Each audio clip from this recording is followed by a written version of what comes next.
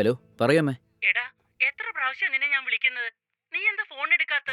എന്താ നിന്റെ പ്രശ്നം? അമ്മേ, ഞാൻ വണ്ടി ഓടിച്ചോണ്ടിരിക്കുവായിരുന്നു. അതുകൊണ്ടാ ഫോൺ എടുക്കാൻ പറ്റാത്തെ. ഓ, അങ്ങനെയായിരുന്നോ? ശരി ശരി, ഞാൻ ആകെ പേടിച്ചു പോയി. ശരി, എന്താ കാര്യമേ? ഒന്നുമില്ലടാ, 2 ദിവസമായില്ലേ സംസാരിച്ചിട്ട്.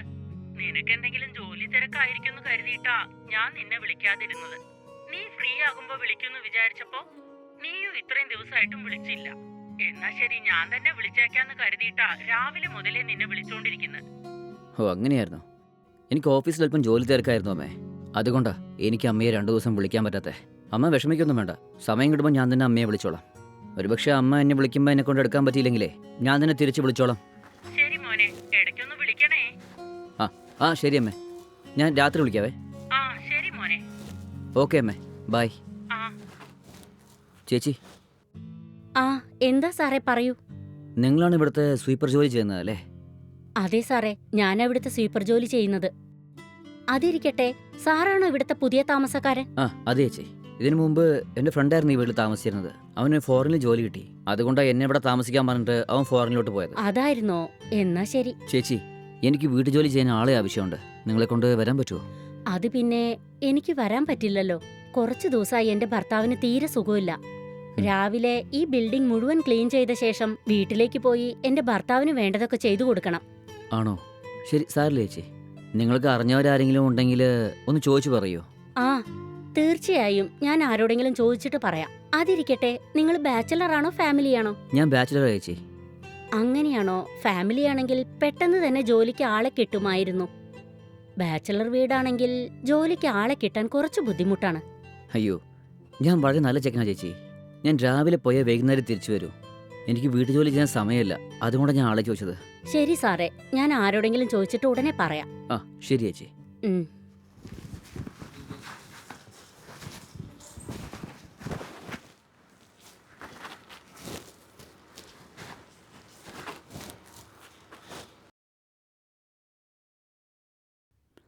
ഹലോ അമ്മേ, സുഖാണോ?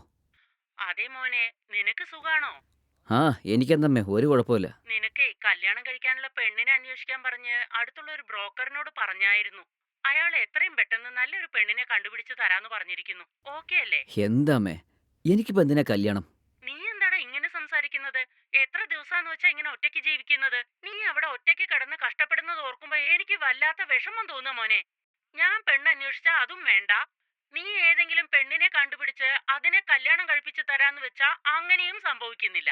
ഇങ്ങനെയാണെങ്കിൽ എന്താ മോനെ ഞാൻ ചെയ്യേണ്ടത്? അമ്മേ, കുറച്ച് ദിവസം കൂടി കഴിയട്ടെ, ഞാൻ തന്നെ പറയാം. നീ എപ്പോ നോക്കിയാലും ഇങ്ങനെ തന്നെ പറഞ്ഞോണ്ടിരിക്കെ. ശരിയമ്മേ, വെറുതെ അതും ഇതും ഇരുന്ന് ആലോചിക്കാതെ ചെന്ന് കടന്നുറങ്ങാൻ നോക്കൂ. നിന്റെ കല്യാണം ഒന്ന് നടന്നു കണ്ടാലേ എനിക്ക് മനസമാധാനത്തോടെ ഉറങ്ങാൻ പറ്റൂ. അതുവരെ എനിക്ക് ഉറങ്ങാനേ പറ്റില്ല. അമ്മേ, ഞാൻ നിങ്ങൾക്ക് എത്രയും പെട്ടെന്ന് സന്തോഷമുള്ള ഒരു വാർത്ത പറയാം. അമ്മ ഇപ്പൊ പോയി കടന്നുറങ്ങിക്കേ. ശരി, നടന്നു കണ്ടാ മതി, നമുക്ക് നോക്കാം. എന്നാ ഞാൻ ഫോൺ വെക്കട്ടെ?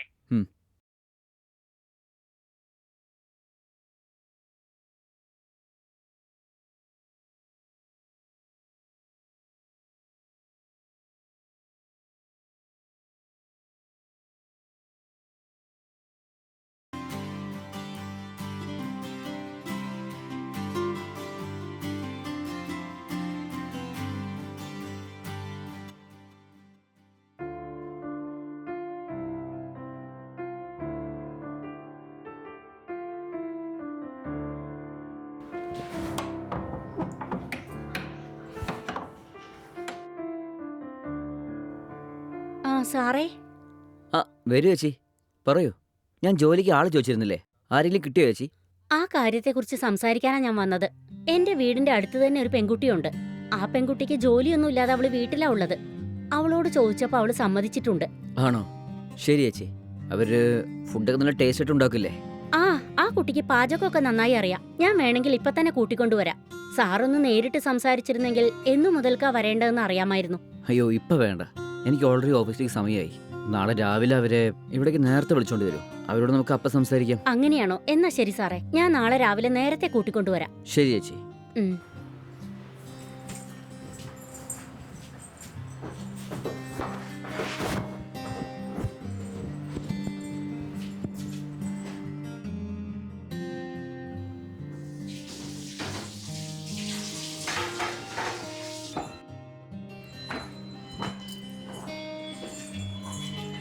സാറിന് ഓഫീസിലേക്കുള്ള സമയമായി. വേഗം വാ, സംസാരിക്കാം.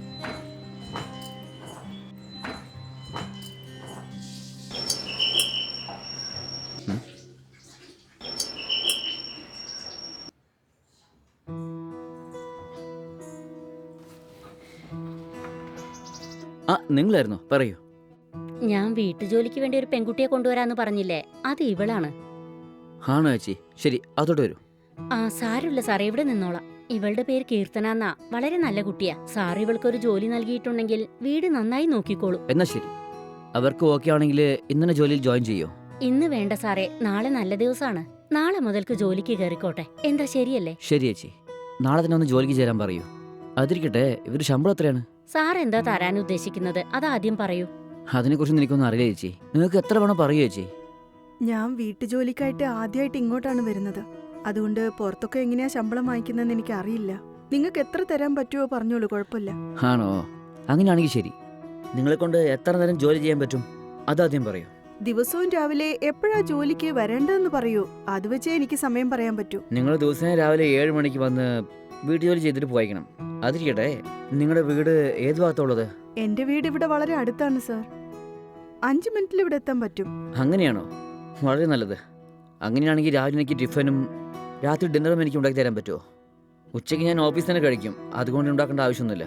ശരി, അങ്ങനെയാണെങ്കിൽ ഒരു മാസം 12,000 തരുമോ? ആ തരാം. നിങ്ങൾ നാളെ തൊട്ട് ജോലിക്ക് വന്നേക്കോ. ഇത് നോക്ക് കീർത്തനെ, വേറെ എന്തെങ്കിലും ചോദിക്കാനുണ്ടെങ്കിൽ ഇപ്പൊ തന്നെ സാറിനോട് ചോദിച്ചോ. അയ്യോ, അങ്ങനെയൊന്നും ഇല്ല ചേച്ചി. നാളെ മുതൽ ഞാൻ ജോലിക്ക് വന്നേക്കാം.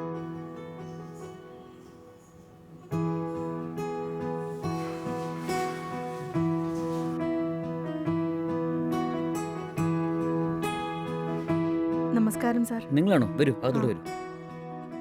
സർ, ഇതാ പേപ്പർ. Thank you. ഞാൻ അകത്ത് പോയി ചായ ഇട്ടെടുത്തോണ്ട് വരാം. ആ ശരി.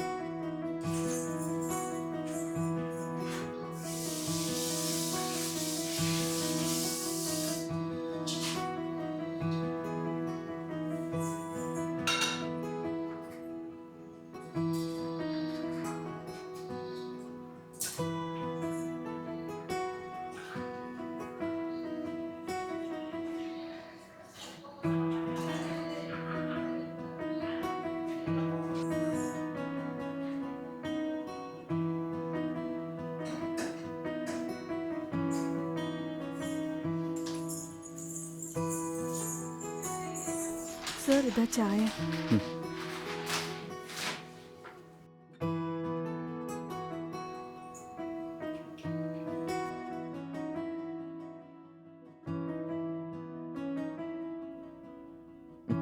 ചായക്ക് നല്ല രുചിയുണ്ട്. Thank you sir. ഞാൻ ചെന്ന് കഴിക്കാൻ എന്തെങ്കിലും ഉണ്ടാക്കാം. ആ ഓക്കെ.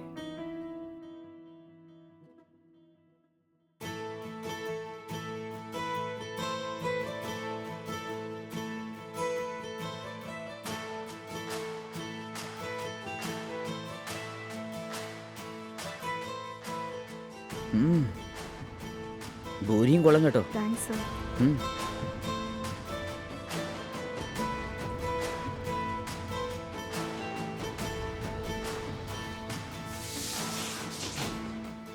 ആ കീർത്തന, സർ. എല്ലാ ജോലിയും കഴിഞ്ഞോ? ആ കഴിഞ്ഞു സർ. പാത്രം മാത്രം കഴുകാനുണ്ട്. ആണോ? ശരി, ഇപ്പൊ നിങ്ങൾ പോയിട്ട് വൈകുന്നേരം വരില്ലേ? ആ വൈകിട്ട് വരും സർ. നിങ്ങൾ വൈകുന്നേരം വരുമല്ലോ അല്ലേ? ഇല്ല, ഞാൻ വരാൻ അല്പം സമയം വൈകും. ഓഹോ. ഞാൻ വീടിന് താക്കോൽ നിങ്ങളുടെ കയ്യിൽ കൊടുത്തിട്ട് പോവാം. എല്ലാ ജോലിയും കഴിഞ്ഞതിന് ശേഷമേ വീട് അടച്ചിട്ടേ താക്കോല് വാച്ച്മാൻ്റെ കൈ കൊടുത്തേക്ക്. വൈകുന്നേരം വരുമ്പോൾ വാച്ച്മാൻ്റെ കയ്യിൽ നിന്ന് താക്കോല് വാങ്ങിച്ചിട്ടേ ജോലിയെല്ലാം കഴിഞ്ഞതിന് ശേഷമേ വീട് അടച്ചിട്ട് വീടിന് താക്കോല് വാച്ച്മാൻ്റെ കൈ തിരിച്ചു കൊടുത്തേക്ക്. ആ ശരി സർ. ശരി, ഞാൻ പോയിട്ട് വരാവേ. ആ.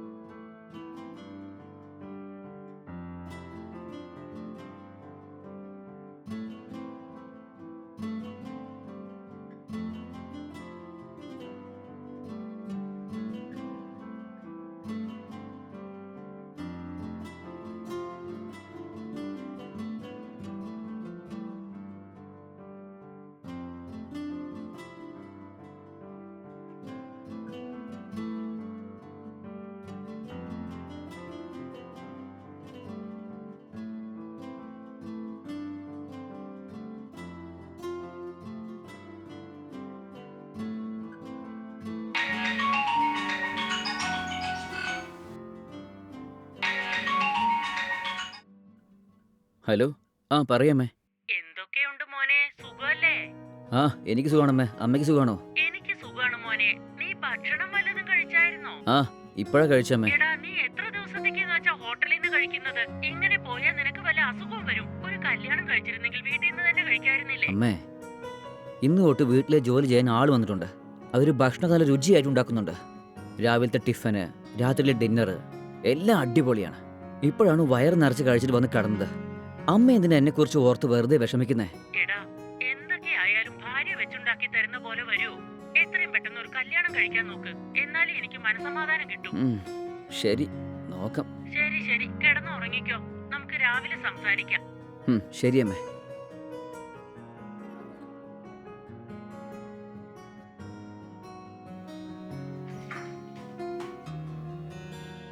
മതി.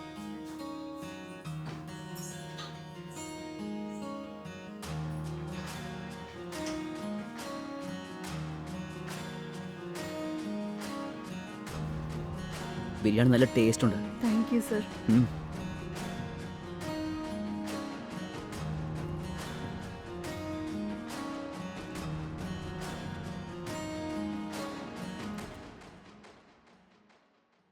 സർ. വരൂ, ഇരിക്കൂ. വേണ്ട സർ, കുഴപ്പമില്ല. എന്താ സർ, എന്തോ പറയാനുണ്ടെന്ന് പറഞ്ഞു? ഇരിക്കൂ, സംസാരിക്കുന്നേ. ആ ശരി സർ. നിങ്ങളിവിടെ ജോലിക്ക് ചേർന്ന തൊട്ട് നിങ്ങളെക്കുറിച്ച് എന്നോട് ഒരു കാര്യവും പറഞ്ഞിട്ടില്ലല്ലോ. സർ, ഞാനൊരു 7-8 വർഷങ്ങളായിട്ട് പത്മേച്ചിയുടെ വീടിനടുത്താ താമസിക്കുന്നത്. എന്റെ ഭർത്താവ് 1 വർഷം മുമ്പാ ഒരു ആക്സിഡന്റിൽ മരിച്ചു പോയത്. അതിനുശേഷമാണ് ഞാൻ ഇങ്ങനെ വീട്ടുജോലിക്ക് ഇറങ്ങി തുടങ്ങിയത്. കഴിഞ്ഞ മാസം വരെ അടുത്തൊരു വീട്ടിലാ ജോലി ചെയ്തുകൊണ്ടിരുന്നത്.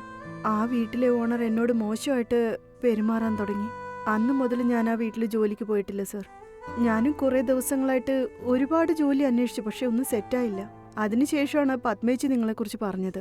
അതുകൊണ്ടാ ഉടനെ തന്നെ ഇങ്ങോട്ട് വന്നത്. ശരി, നിങ്ങൾക്ക് മക്കളുണ്ടോ? ഇല്ല സർ, കല്യാണം കഴിഞ്ഞിട്ട് 2 വർഷമായിട്ടേ ഉള്ളൂ. 1 വർഷമായപ്പോൾ തന്നെ എൻ്റെ ഭർത്താവ് ആക്സിഡന്റിൽ മരിച്ചുപോയി. ആണല്ലേ.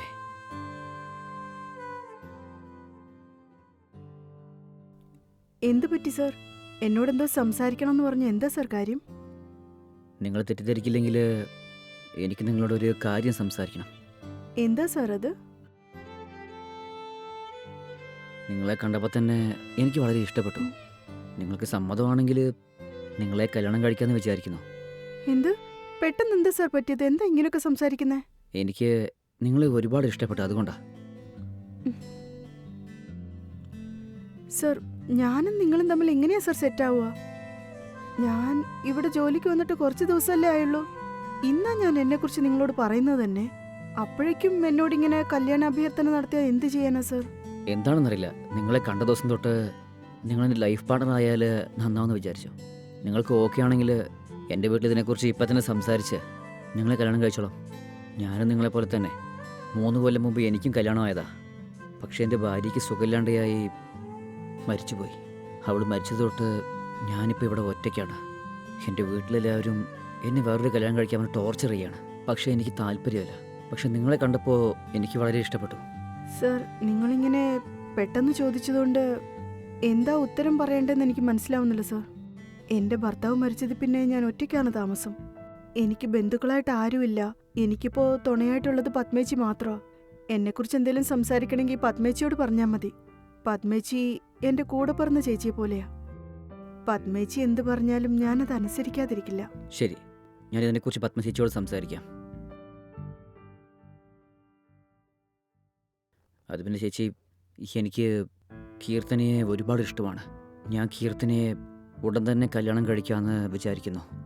ഞാനിതിനെക്കുറിച്ച് അവരോട് സംസാരിച്ചു. പക്ഷേ അവർ നിങ്ങളോട് സംസാരിക്കാൻ പറഞ്ഞാണ് പറഞ്ഞത്.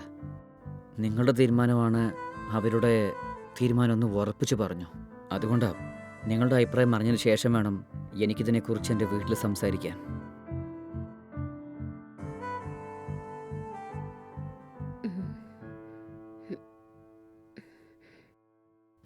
എന്തു പറ്റി ചേച്ചി? ഇങ്ങനെ ഒന്നും പറയാതിരുന്ന എന്താ ചെയ്യുക? അവളെ നിങ്ങൾക്ക് ഒരു 2-3 ആഴ്ചയായിട്ടുള്ള പരിചയമല്ലേ ഉള്ളൂ. നിങ്ങൾക്ക് കീർത്തനയെ കുറിച്ചുള്ള കാര്യങ്ങളൊക്കെ അറിയാമോ? എല്ലാം എന്നോട് പറഞ്ഞു. ഞാനും അവരെ പോലെ തന്നെ കുറച്ച് ദിവസം മുമ്പാണ് എൻ്റെ വൈഫിനും സുഖമില്ലാണ്ടായി പെട്ടെന്ന് മരിച്ചു പോയത്. പിന്നീട് തന്നെ എല്ലാവരും എന്നെ വേറൊരു കല്യാണം കഴിക്കാൻ പറഞ്ഞ് എന്നെ ടോർച്ചർ ചെയ്യുമായിരുന്നു. എന്താണെന്നറിയില്ല, ഞാൻ കീർത്തനയെ കണ്ടത് മുതൽ അവരെ കല്യാണം കഴിക്കണമെന്ന് എൻ്റെ ഉള്ളിങ്ങനെ പറയുന്നു. കീർത്തനയെ ഞാൻ കല്യാണം കഴിക്കുവാണെങ്കിൽ അവരെൻ്റെ ജീവിതത്തിൽ നല്ലൊരു തുണയായിരിക്കുമെന്ന് എൻ്റെ മനസ്സ് പറയുന്നു.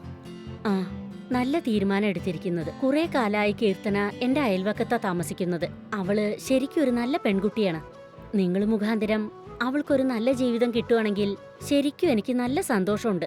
വളരെ സന്തോഷമുണ്ട് ചേച്ചി. ഞങ്ങൾ അവരോട് സംസാരിച്ച് ഒരു നല്ല തീരുമാനം പറയൂ. തീർച്ചയായും പറയാം.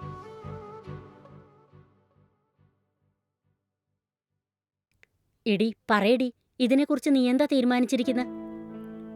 ഈ കാര്യത്തിൽ എന്ത് തീരുമാനം എടുക്കണമെന്ന് എനിക്കറിയില്ല ചേച്ചി. എൻ്റെ ഭർത്താവ് മരിച്ചിട്ട് 1 വർഷം ആവുന്നേ ഉള്ളൂ. അതിനിടയ്ക്ക് ഇതൊക്കെ വേണമെന്ന് ആലോചിക്കുകയാണ് ഞാൻ. ഇത് പുറത്തറിഞ്ഞാ എല്ലാരും എന്നെ തെറ്റിദ്ധരിക്കില്ലേ ചേച്ചി?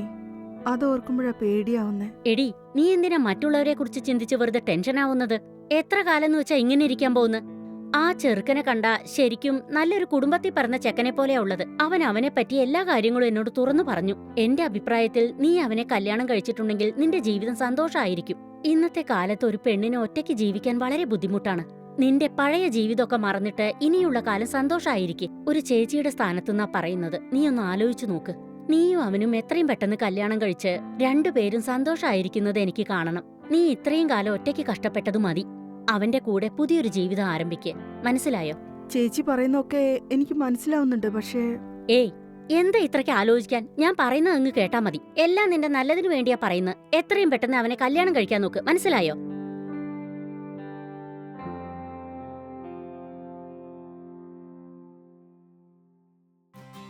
ഹലോ, പറയുമോനെ.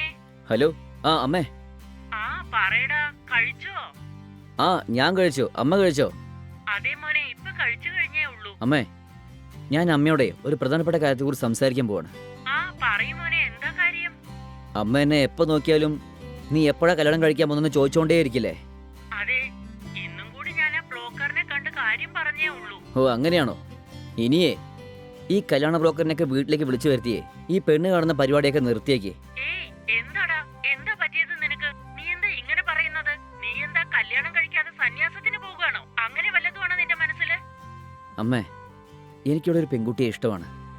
ഞാൻ കെട്ടുവാണെങ്കിലേ ആ പെൺകുട്ടിയെ കെട്ടു. അങ്ങനെയാണോ? ഇത് കേൾക്കുമ്പോ എനിക്ക് എന്തുമാത്രം സന്തോഷമുണ്ടെന്ന് അറിയോ? വേറൊരു കാര്യം കൂടിയുണ്ട്. അവൾക്ക് കല്യാണം കഴിഞ്ഞ് കുറച്ച് ദിവസം മുമ്പേ അവളുടെ ഭർത്താവ് മരിച്ചുപോയി. എന്താ മോനെ ഈ പറയുന്നത്?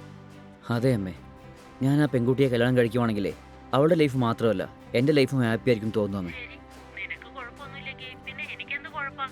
എന്തായാലും നീ കല്യാണത്തിന് സമ്മതിച്ചല്ലോ, എനിക്ക് അത് മാത്രം മതി. എത്രയും പെട്ടെന്ന് ഒരു നല്ല ദിവസം നോക്കി കല്യാണം അങ്ങ് നടത്തിയേക്കാം. ആ ശരി അമ്മേ.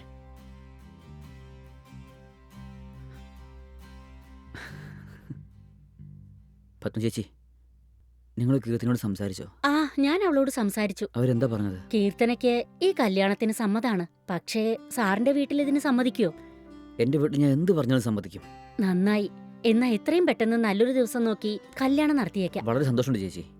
ഞാൻ ഇപ്പം തന്നെ ഇതിനെക്കുറിച്ച് എൻ്റെ വീട്ടിൽ സംസാരിച്ച് പെട്ടെന്ന് കല്യാണത്തിന് ഏർപ്പാടാക്കാൻ പറയാം. വളരെ സന്തോഷം.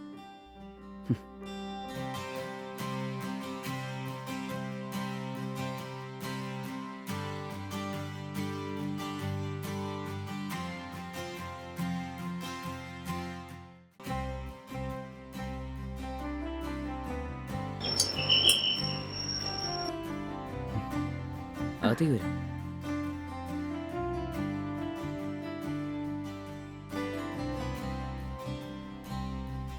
ഞാൻ ചെന്ന് ചായ ഇട്ടെടുത്തോണ്ട് വരാം. ശരി.